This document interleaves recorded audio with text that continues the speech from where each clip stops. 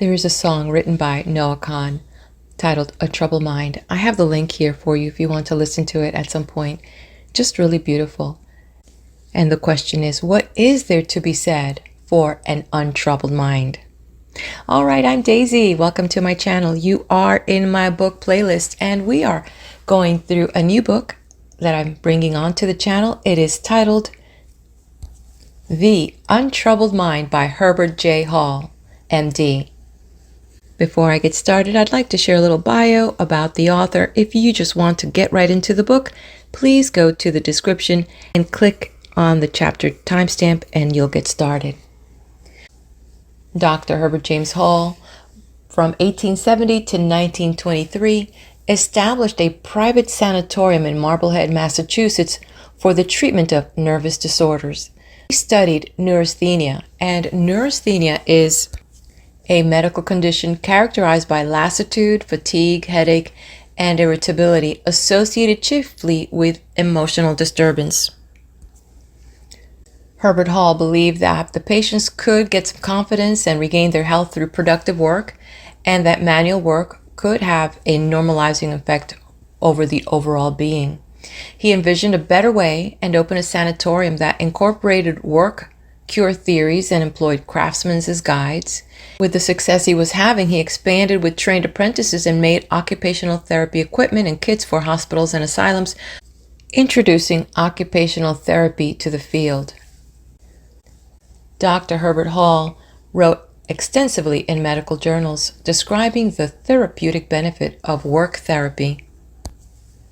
I believe that developing a strong heart and mind is important in the development of one's character.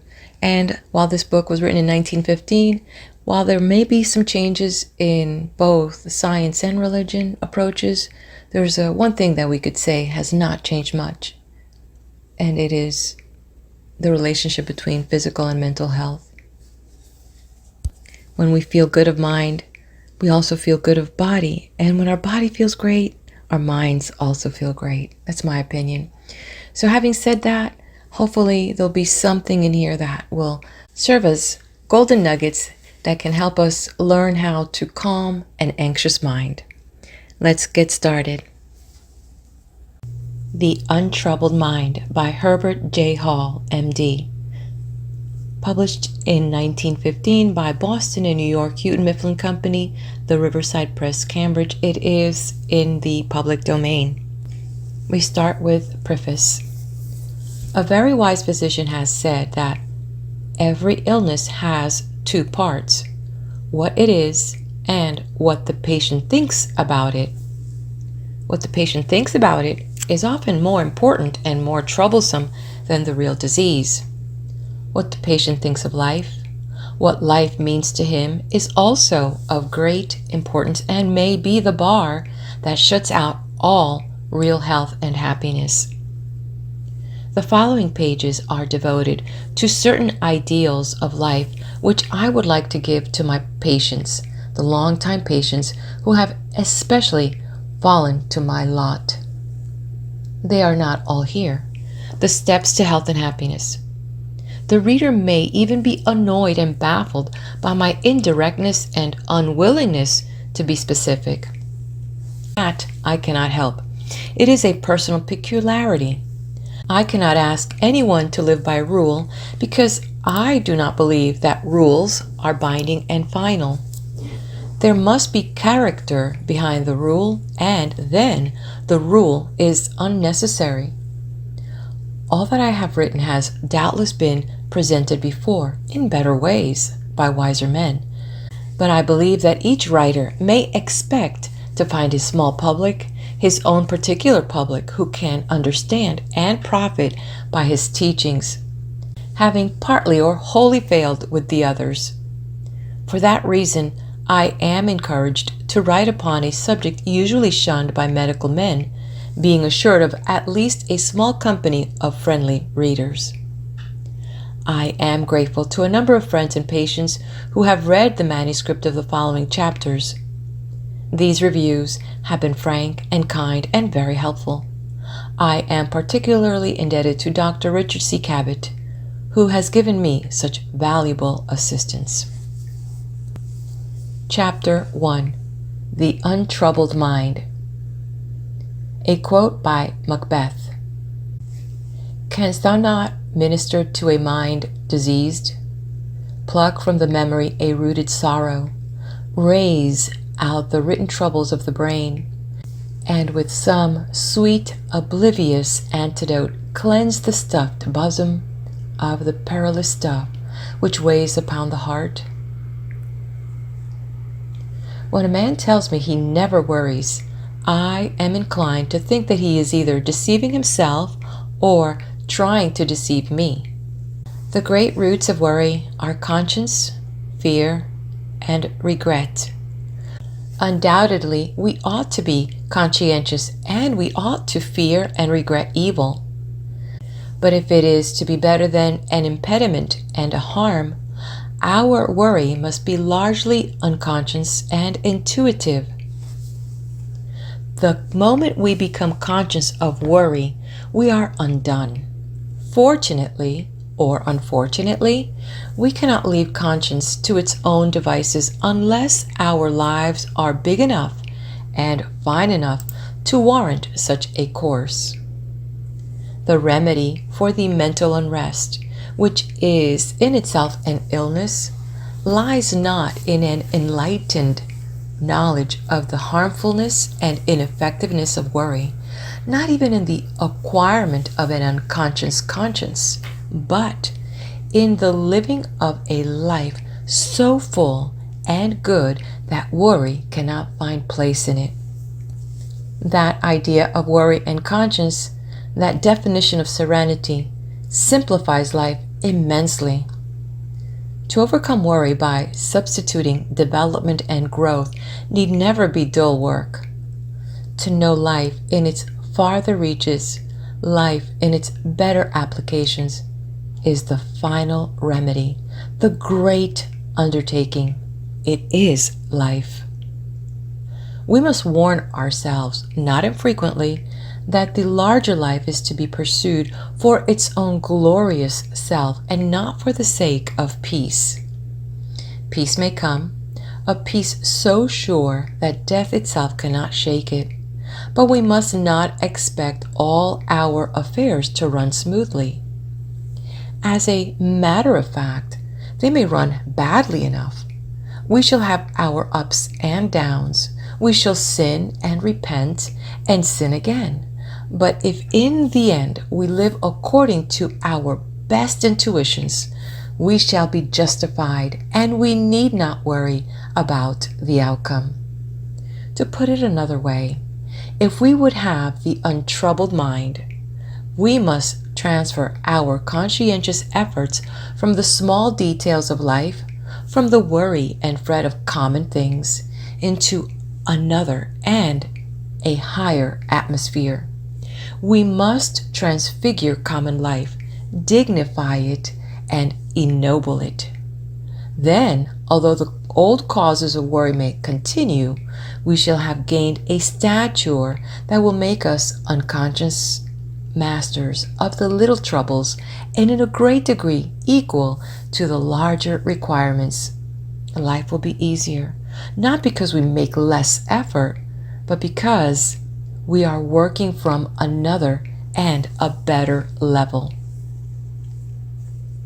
If such a change, and it would be a change for most of us, could come about instantly, in a flash of revelation, that would be ideal, but it would not be life. We must return again and again to old, uninspired state, wherein we struggle conscientiously with perverse details. I would not minimize the importance and value of this struggle. Only the sooner it changes its level, the better for everyone concerned. Large serenity must finally be earned through the toughening of moral fiber that comes in dealing squarely with perplexing details. Some of this struggle must always be going on, but serener life will come when we begin to concern ourselves with larger factors. How are we to live the larger life? Partly through uninspired struggle and through the brave meeting of adversity, but partly also in a way that may be described as out of hand, by intuition, by exercise of the quality of mind that sees visions and grasps truths beyond the realms of common thought. I am more and more impressed with the necessity of inspiration in life if we are to be strong and serene, and so finally escape the pitfalls of worry and conscience. By inspirations, I do not mean belief in any system or creed. It is not a stated belief that we need to begin with. That may come in time. We need first to find in life, or at least in nature, an essential beauty that makes its own true, inevitable response within us. We must learn to love life so deeply that we feel its tremendous significance until we find in the sea and the sky the evidence of an overbrooding spirit too great to be understood, but not too great to satisfy the soul. This is a sort of mother religion, the matrix from which all sects and creeds are born. Its existence in us dignifies us and makes simple, purposeful, and receptive living almost inevitable. We may not know why we are living according to the dictates of our inspiration, but we shall live so, and that is the important consideration. If I urge the acquirement of a religious conception that we may cure the intolerable distress of worry, I do what I have already warned against. It is so easy to make this mistake that I have virtually made it on the same page with my warning. We have no right to seek so great a thing as religious experience that we may be relieved of suffering. Better go on with pain and distress than cheapen religion by making it a remedy. We must seek it for its own sake, or rather, we must not seek it at all, lest, like a dream, it elude us or change into something else less holy. Nevertheless, it is true that if we will but look with open, unprejudiced eyes again and again upon the sunrise or the stars above us, we shall become conscious of a presence greater and more beautiful than our minds can think. In the experience of that vision, strength and peace will come to us unbidden. We shall find our lives raised as by an unseen force above the warfare of conscience and worry. We shall begin to know the meaning of serenity and that priceless, if not wholly to be acquired, possession, the untroubled mind. I am aware that I shall be misunderstood and perhaps ridiculed by my colleagues when I attempt to discuss religion in any way.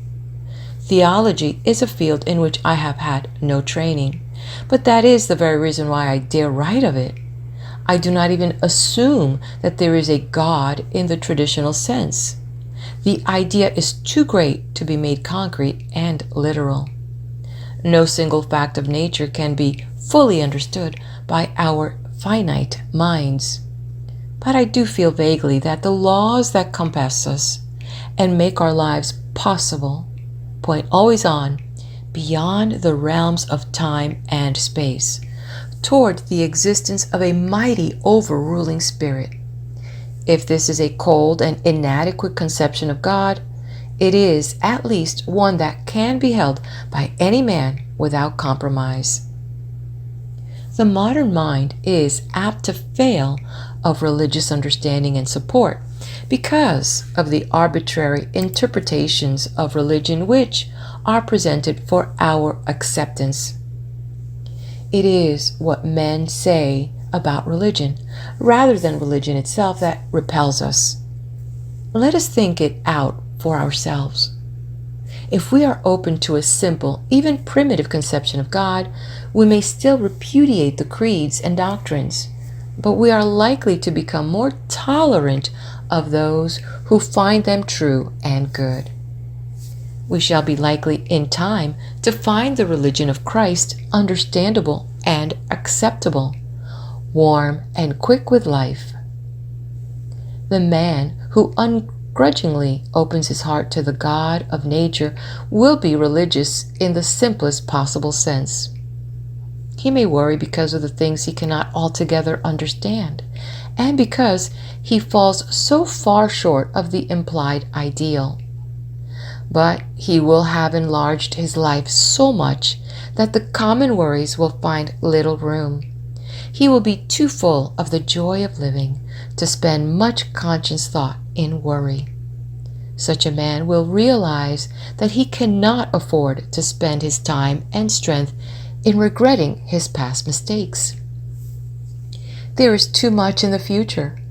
What he does in the future, not what he has failed to do in the past, will determine the quality of his life.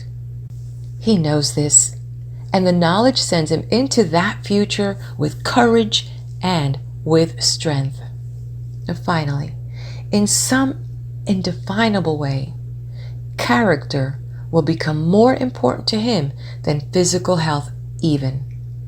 Illness is half compensated when a man realizes that it is not what he accomplishes in the world, but what he is that really counts, which puts him in touch with the creative forces of God and raises him out of the aimless and ordinary into a life of inspiration and joy. End of chapter 1. Stay with me. If you haven't done it yet, hit that like button, subscribe to the channel, and share this with your friends. Sit back a while as we move on to the second chapter titled Religio Medici. And the author starts with a quote by George Eliot.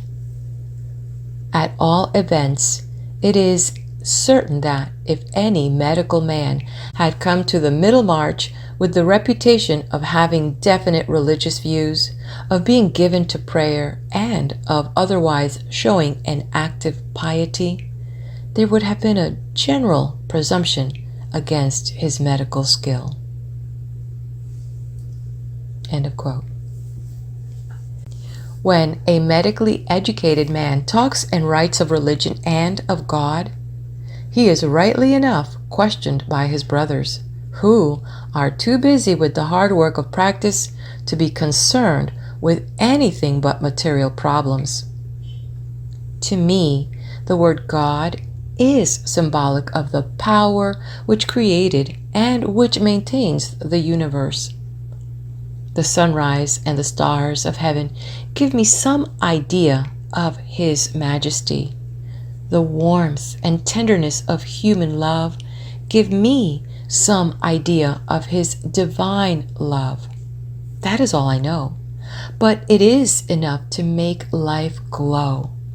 It is enough to inspire the most intense devotion to any good cause. It is enough to make me bear suffering with some degree of patience, and it is enough, finally, to give me some confidence and courage even in the face of the great mystery of death. Why this or another conception of God should produce such a profound result upon anyone, I do not know, except that in some obscure way it connects the individual with the divine plan and does not leave him outside in despair and loneliness.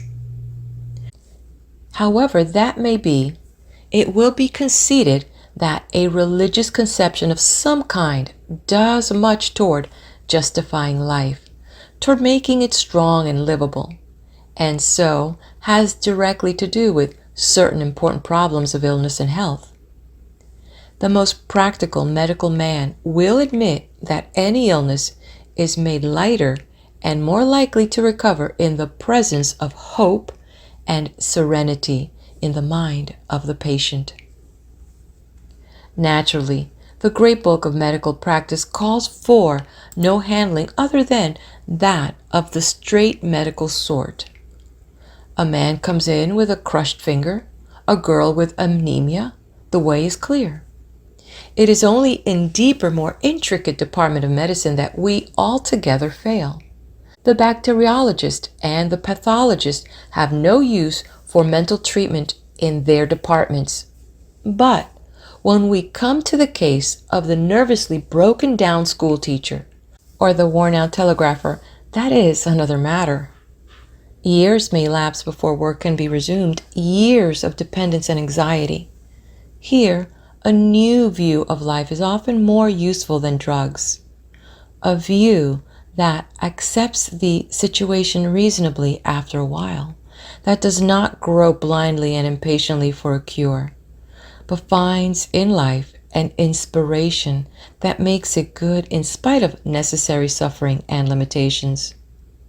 Often enough, we cannot promise a cure, but we must be prepared to give something better. A great deal of the fatigue and unhappiness of the world is due to the fact that we do not go deep enough in our justification for work or play, or for any experience, happy or sad. There is a good deal of a void after we have said, art for art's sake, or play for the joy of playing, or even after we have said, I am working for the sake of my family or for someone who needs my help. That is not enough. And whether we realize it or not, the lack of deeper justification is at the bottom of a restlessness and uncertainty which we might not be willing to acknowledge, but which, nevertheless, is very real. I am not satisfied when some moralist says, be good and you will be happy. The kind of happiness that comes from a perfunctory goodness is a thing which I cannot understand, and which I certainly do not want. If I work and play and serve and employ, making up the fabric of a busy life, if I attain a very real happiness, I am tormented by the desire to know why I am doing it, and I am not satisfied with the answer I usually get. The patient may not be cured when he is relieved of his anemia, or when his emaciation has given place to the plumpness and suppleness and physical strength that we call health. The man whom we look upon as well, and who has never known physical illness, is not well in the larger sense until he knows why he is working, why he is living, why he is filling his life with activity. In spite of the elasticity and spring of the world's interest, there must come often, and with a kind of fatal insistence, the deep demand for a cause, for a justification.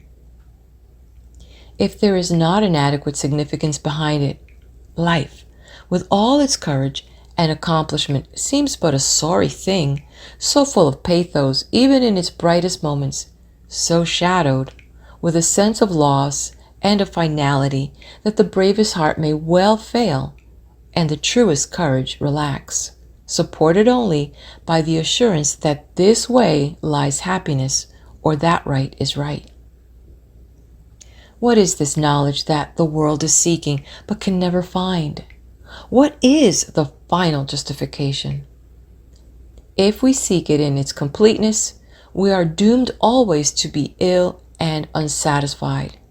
If we are willing to look only a little way into the great question, if we are willing to accept a little for the whole content because it is manifestly part of the final knowledge, and because we know that final knowledge rests with God alone, we shall understand enough to save us from much sorrow and painful incompleteness. There is, in the infinitely varied and beautiful world of nature, and in the hearts of men, so much of beauty and truth that it is a wonder we do not all realize that these things of common life may be in us and for us the daily and hourly expression of the infinite being we call God. We do not see God, but we do feel and know so much that we may fairly believe to be of God that we do not need to see him face to face. It is something more than imagination to feel that it is the life of God in our lives, so often unrecognized or ignored, that prompts us to all the greatness and the inspiration and the accomplishment of the world. If we could know more clearly the joy of such a conception, we should dry up at its source much of the unhappiness which is, in a deep and subtle way, at the bottom of many a nervous illness and many a wretched existence. The happiness which is found in the recognition of kinship with God through the common things of life, in the experience which are so significant that they could not spring from a lesser source. The happiness which is not sought, but which is the inevitable result of such recognition. This experience goes a long way toward making life worth living. If we do have this conception of life, then some of the old questions that have vexed so many dwellers upon the earth will no longer be a source of unhappiness or of illness of mind or body. The question of immortality, for instance, which has made us afraid to die, will no longer be a question. We shall not need to answer it in the presence of God, in our lives, and in the world about us. We shall be content finally to accept whatever is in store for us, so it be the will of God. We may even look for something better than mere immortality, something more divine than our gross conception of eternal life. This is a religion that I believe medical men may teach without hesitation whenever the need shall arise. I know well enough that many a blunt, if kindly man cannot bring himself to say these words, even if he believes them, but I do think that in some measure they point the way to what may wisely be taught. There is a practice of medicine, the common practice, that is concerned with the body only and with its chemical and mechanical reactions. We can have nothing but respect and admiration for the men who go on year after year in the eager pursuit of this calling. We know that such a work is necessary, that it is just as important as the educational practice of which I write. We know that without the physical side, medicine would fail of its usefulness and that disease and death would reap far richer harvests. I only wish the two naturally related aspects of our dealing with patients might not be so completely separated that they lose sight of each other. As a matter of fact, both elements are necessary to our human welfare. If medicine devotes itself altogether to the cure and prevention of physical disease, it will miss half of its possibilities. It is equally true that if we forget the physical necessities in our zeal for spiritual hygiene, we shall get and deserve complete and humiliating failure. Many men will say, why mix the two? Why not let the preachers and the philosophers preach and the doctors follow their own ways? For the most part, this may have to be the arrangement, but the doctor who can see and treat the spiritual needs of his patient will always be more likely to cure him in the best sense than the doctor who sees only half of the picture. On the other hand, the philosopher is likely to be a comparatively poor doctor because he knows nothing of medicine and so can see only the other half of the picture. There is much to be said for the religion of medicine, if it can be kept free from cant, if it can be simple and rational enough to be available for the whole world.